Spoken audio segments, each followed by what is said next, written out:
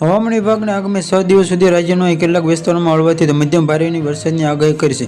હાલમાં સિયર સોજનનું જે zone વેસ્ટર્નમાં December depression અને મોન્સૂન ટ્રફક અને સાયક્યુલેશન અને અન્ય ટ્રફક સિસ્ટમ સહિત કુલ 6 હવામાન પ્રણાલીઓને એકસાથે સક્રિય થઈ છે. આ બધી સિસ્ટમની અસરોને કારણે સમગ્ર ગુજરાતમાં જે વરસાદની પરિસ્થિતિનું નિર્માણ થયું છે. જે આજે દમણ અને દાદરા નગર હવેલીમાં 12 જિલ્લામાં ભારે વરસાદની આગાહી સાથે યલો એલર્ટ જારી કરવામાં આવ્યું છે. 16 થી 17 ઓગસ્ટના રોજ દરિયાકાંઠાના વિસ્તારોમાં પવન વરસાદની સ્થિતિને ધ્યાનમાં રાખીને સાવચેતી રૂપે માછીમારોને દરિયાના જે નવા અપીલ ઝોન કરવામાં આવે છે. ઉત્તર મધ્ય દક્ષિણ ગુજરાતના વરસાદની શક્યતા હવામાન નિષ્ણાત અમલ પટેલની આગાહી મુજબ ઉત્તર ગુજરાતના કેટલાક ભાગોમાં ખાસ કરીને બનાસકાંઠા વરસાદની ઉચ્ચ સંભાવના છે. મધ્ય ગુજરાતના વડોદરા શહેરના આસપાસના વિસ્તારોમાં તેમજ પૂર્વ ગુજરાતના કેટલાક ભાગોમાં તે મધ્યમ વરસાદની ઝાપટા ઉપરાંત દક્ષિણ ગુજરાતના એવા વિસ્તારોમાં કે છૂટાછવાયા વરસાદની આગાહી કરવામાં આવે છે. જ્યારે મોસમનો કુલ વરસાદની 100% વટાઈ ગયો છે. સૌરાષ્ટ્રના વરસાદના નર્મદા જળસ્તર વધારો. સૌરાષ્ટ્રના હવામાન વાત કરી કે ઉત્તર સૌરાષ્ટ્રના કેટલાક વિસ્તારોમાં અહીં